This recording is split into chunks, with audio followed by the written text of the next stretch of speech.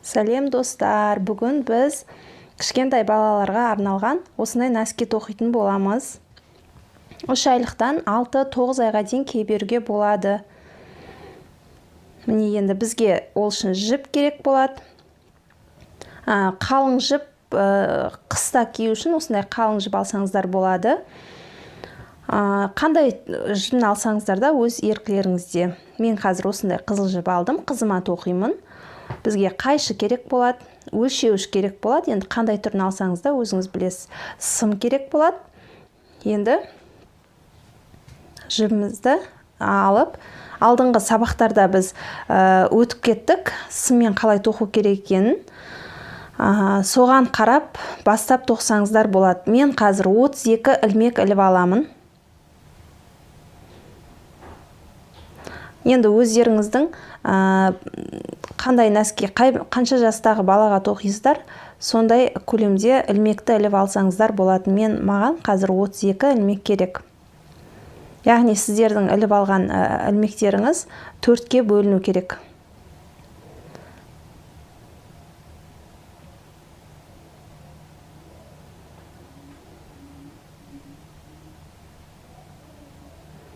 «32 ілмекті іліп алдым». Яғни мен 33 ілмек, 1 ілмек артық іліп алдым.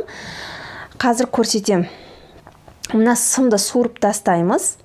Енді біз осы сымдағы ілмектерді 4-ке бөлеміз.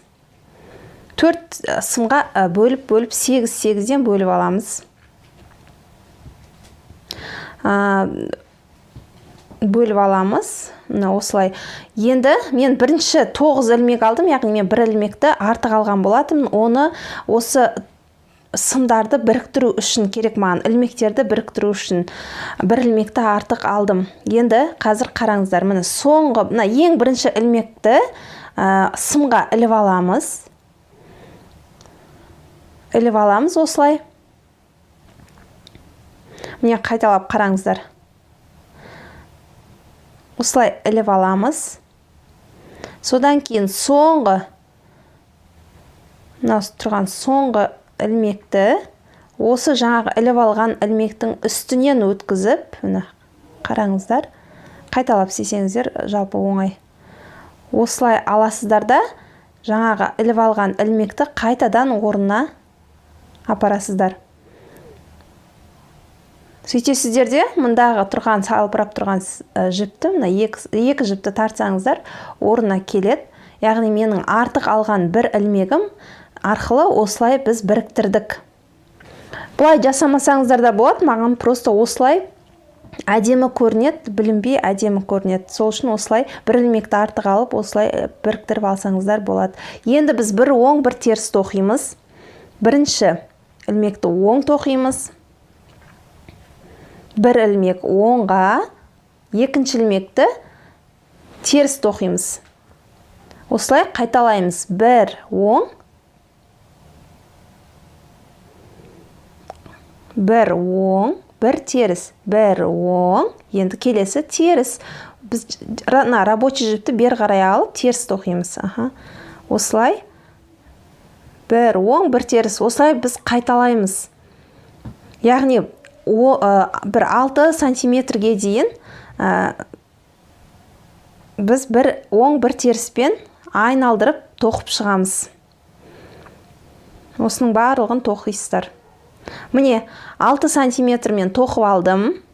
Екінші носкиімді де тоқып қойдым сіздерге көрсету үшін. Міне 6 сантиметр тоқып алдым. Енді өздеріңіз қарайсыздар. Қанша жаңағы ұзындықта тоқу керексіздер. Өздеріңіз қарайсыздар. Енді мынау сымды мен резинка тоққан кезде 2,5 сыммен тоққам. Енді 3,5 сыммен мен основной носкиді 3,5-пен тоқим.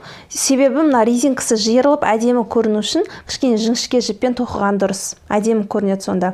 Енді жаңағы носкиімізді бастамас бұрын біз мына үлкен жібіміз, сымымызды аламыз. Сөйтеміз де мына жерге 5 ряд тек қана оңға тоқып шығамыз. Оңмен 5 ряд тоқимыз. Міне Барлығын оңға тоқисыздар. Жаңа бір оң бір теріс тоқыдық қой, енді барлық ілмектерді оңға тоқимыз. Тек қана оңға 5 ряд осылай тоқимыз.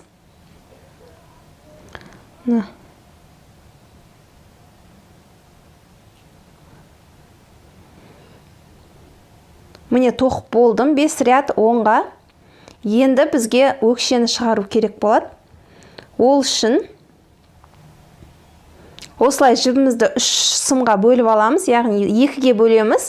Соның 32 ілмек, менде 16-16-дан, 16 ілмекті мен бір сымға тізіп алдым. Енді бізге өкше шығару үшін мынаны оңға солға қазір мен көрсетем. Тек қана осы сымдағын ғана тоқимыз. Міне 12 ілмек, 12 ряд тоқып шығуымыз керек. Міне бізге өзімізге осы оң қарап тұр. Оңға 16 ілмекті тоқимыз.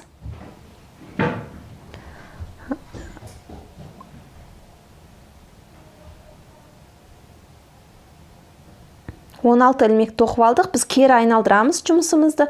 Сөйтеміз де оңға қаратып теріс айналдырамыз. Сол кезде мынау бізге теріс жағы қарап тұр ғой. Бірінші ілмекті обязательно іліп аламыз, оны тоқымаймыз. Алдыңғы сабақта мен көрсеткен болатынмын.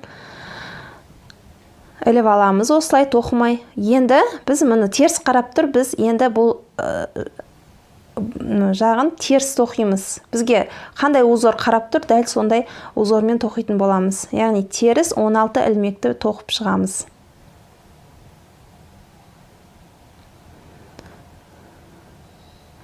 Соңына дейін теріс тоқимыз.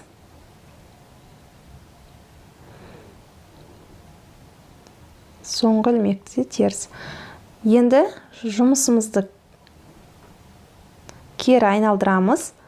Бізге оң беті қарады, енді біз оңға тоқимыз.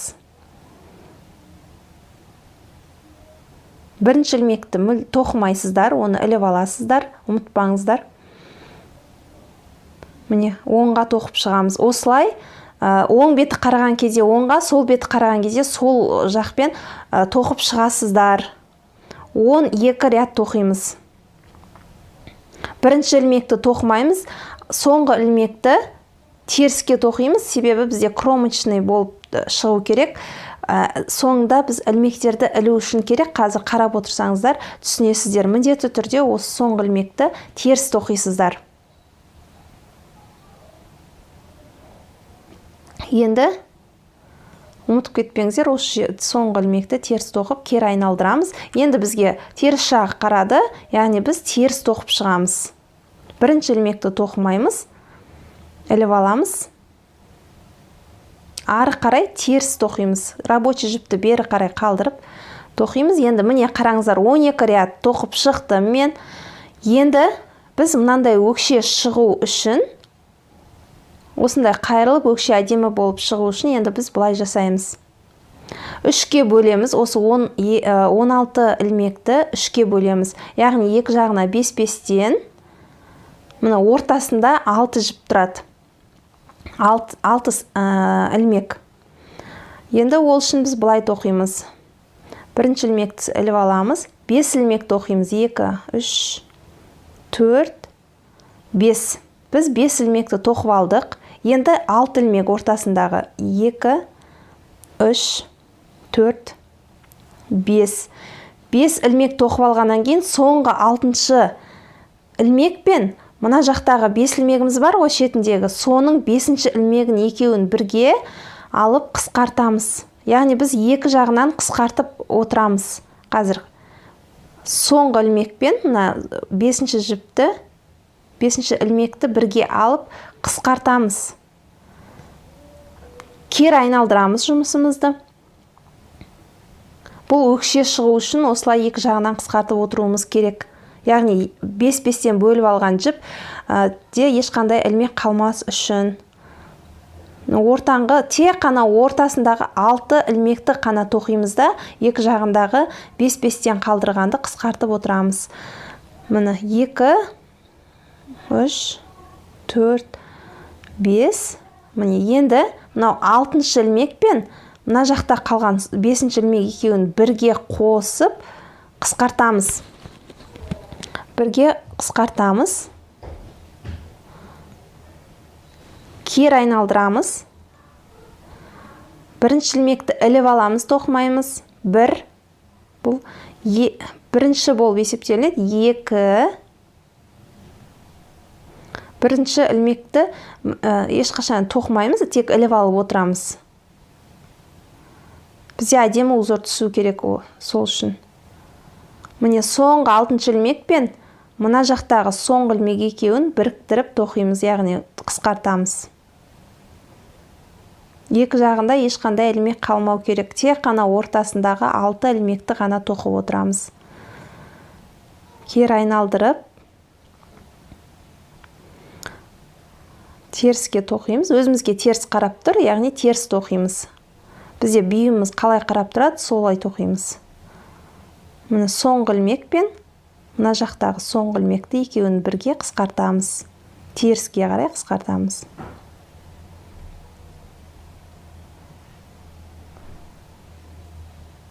Бірінші ілмекті іліп аламыз. Енді оңға тоқимыз. Бізге оң бетінен қарап тұр бүйіміміз. Оңға тоқып шығамыз. Соңғы ілмек пен мына жақтағы соңғы ілмекті бірге қосып қысқартамыз.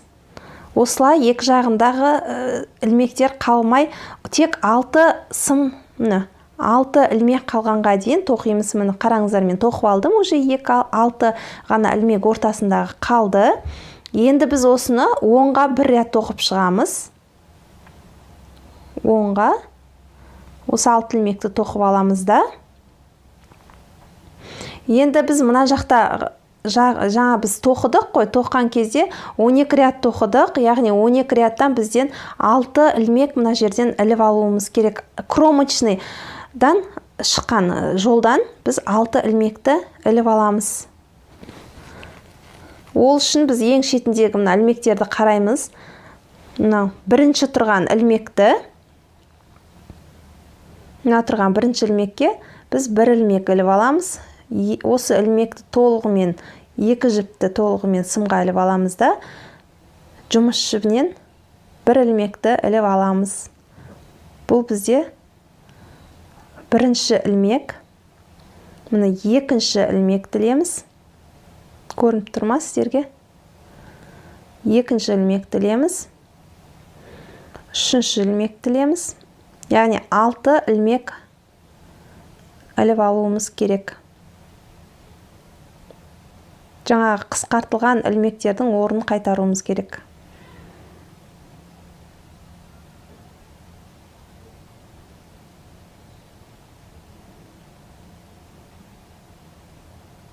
Соңғы 6-шы ілмек тілеміз.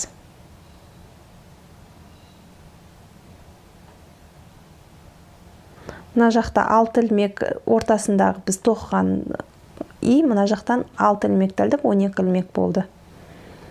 Енді ары қарай мынау басында қалған жіп ілмектерді біз оңға тоқып шығамыз. Мынау басында біз өкше шығаратын кезде қалдырып қойдық қой, 8-8-ден ілінген 2 сымды. Енді соларды оңға тоқимыз.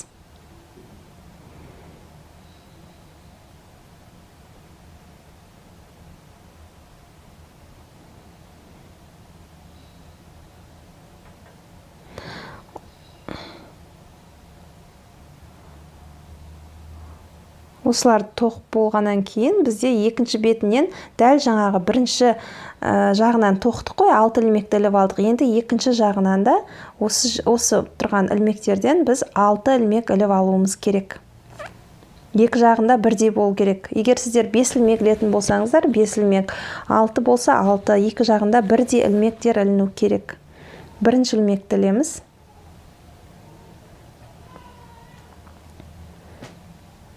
Екінші ілмек тілеміз. Үшінші ілмек. Төртінші ілмек. Бесінші ілмек.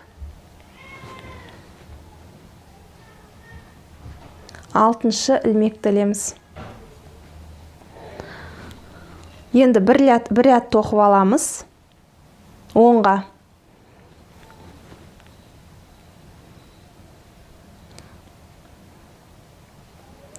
Бір ряд оңға тоқып аламыз.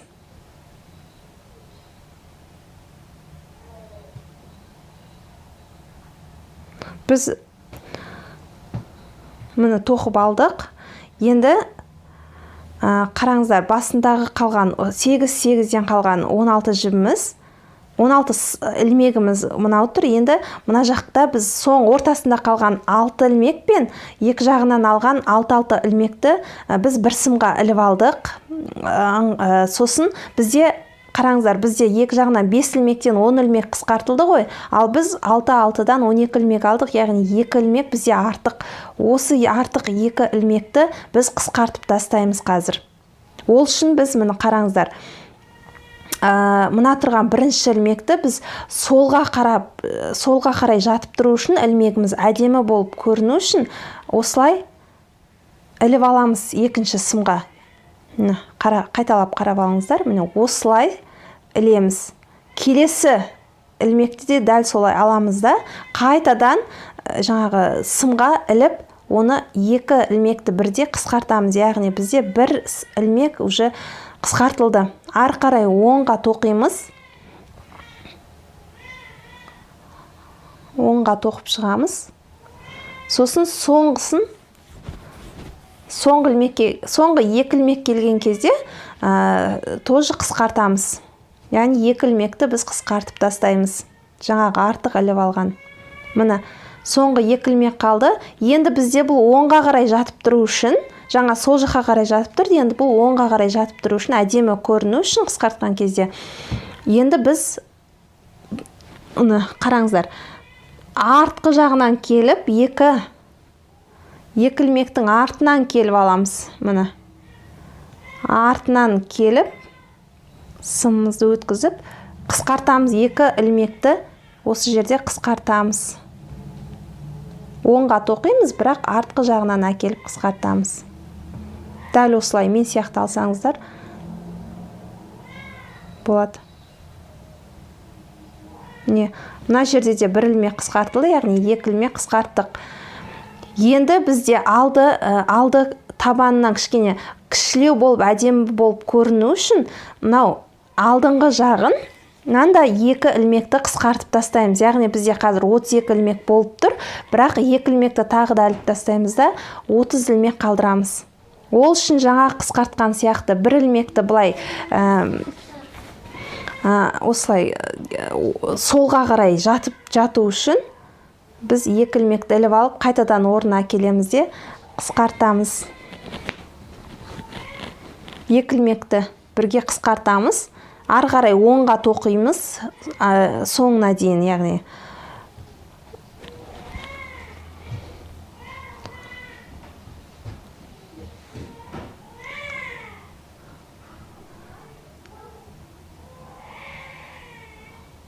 соңына дейін тоқимыз. 2 соңғы ілмек қалған кезде жаңағыдай тура артқы жағынан әкеліп, осылай артынан әкелеміз де қысқартамыз.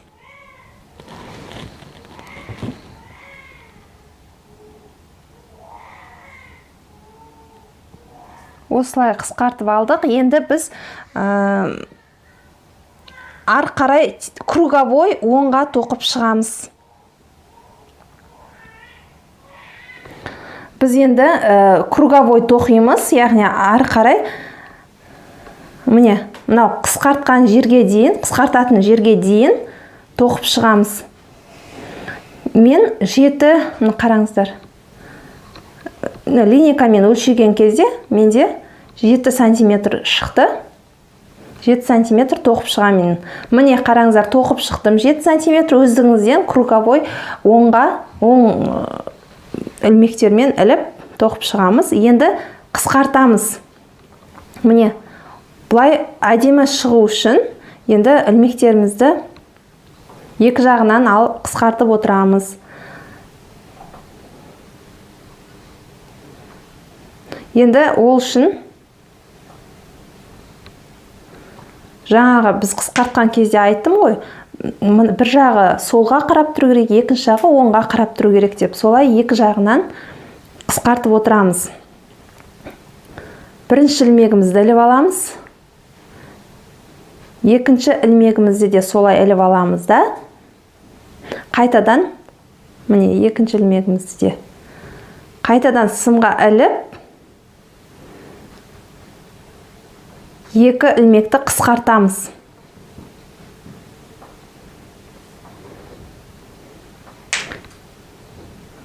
Енді олай солға қарап тұрады.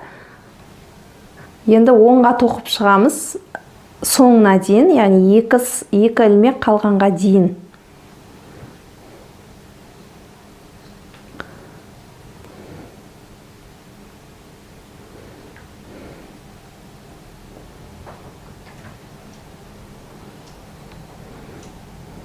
Енді мына екі ілмек қалды, артынан әкелеміз де, ілмегіміз оңға қарап тұру үшін артынан әкеліп екі ілмекті қысқартамыз. Міне табаны жағын қысқарттық, табанға қарап тұрған жағын, міне екі жағынан. Енді алды жағынан, тоже екі жағынан екі ілмектен қысқартамыз. Екі жағынан тура жаңағыдай іліп аламыз. Біз былай қарап тұрған ілмектерімізді дұрыстап қойып, екі ілмекті қысқартамыз. Ары қарай оңға тоқимыз. Барлығын бірдей. Бір сымға біріктіріп алсаңыздар да болады, или осылай шатаспасаңыздар арғай тоқи берсеңіздер де болады. Екі сымда тұр ғой өткен. Соңғы екі сым қалғанша, екі ілмек қалғанға дейін тоқимыз. Енді осы екі ілмекті тура жаңағыдай оңға қарап тұру үшін артқы жағынан әкеліп, екі ілмекті қысқартамыз. Біз осы ілмектерді екі жағынан қысқарта отырып, яғни қазір қысқарттық, келесі рядта біз қысқартпаймыз. Бір рядта қысқартамыз, екінші ряд қысқартпаймыз. Міне мен уже үшінші рядты қысқартайын деп жатырмын. Екінші рядты қысқартпай, просто оңға тоқып шығамын. Міне келесі үшінші рядта біз қысқартамыз. Яғни осылай бір ряд қысқартып, екінші рядта қысқартпай тоқып шығамыз.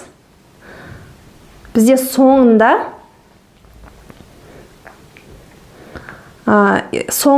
бізде 8, яғни әр ілмекте 4 ілмектен 8 ілмек қалғанға дейін қысқартамыз.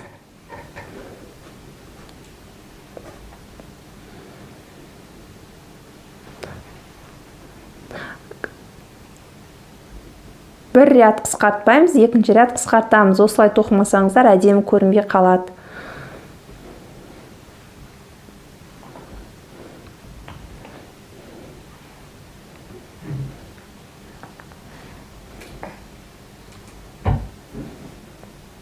Ары қарай екінші сымды алып тастай саламын.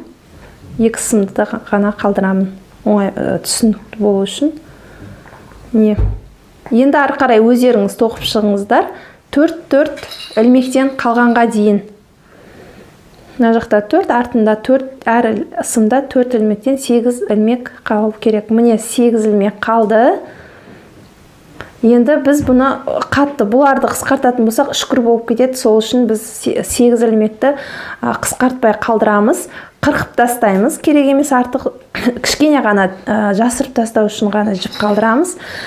Ол үшін бізге осындай ине керек болады, ұшы үшкір емес, және жіп кіретіндей тесігі үлкен. Кез келген дүкеннен алсаңыздар болады. Қазір бірінші крючокпен сіздерге қысқартып көрсетейін. Крючокпен де инемен де қысқартсаңыздар болады. Крючокпен көрсетейін бірінші. Ол үшін ілмектен крючокты іліп аламыз да, мына тұрған жұмыс жібін, кішкентай жіпті іліп аламыз да шығарып тастаймыз. Міне. Сөйтеміз де сымдағы ілмекті шығарамыз. Келесі Келесі ілмекті де солай іліп аламыз крючокпен жіпті. Сөйтеміз де шығарып тастаймыз. Осылай до конца істейсіздер, соңғы ілмекке дейін.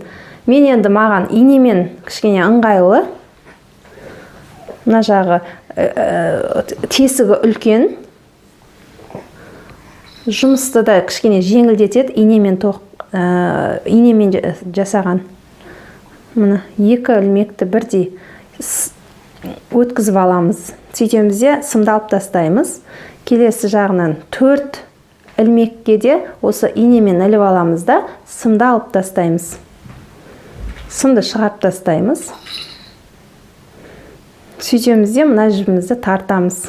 Мына 8 ілмек тартылды. Енді біз осы ортасындағы тесік арқылы инені өткізіп, теріс жағына шығарамыз. Сөйтеміз де жаңағы жібімізді тартамыз. Сол кезде міне мынаны тартамыз, оны жасырып тастай саласыздар. Кейін соңында, жұмыстың соңында міне ұшы әдемі болып шықты. Ол салбыраған жіптің барлығын, мына тұрған жіптердің барлығын жасырып ішке қарай қырқып тастай саласыздар.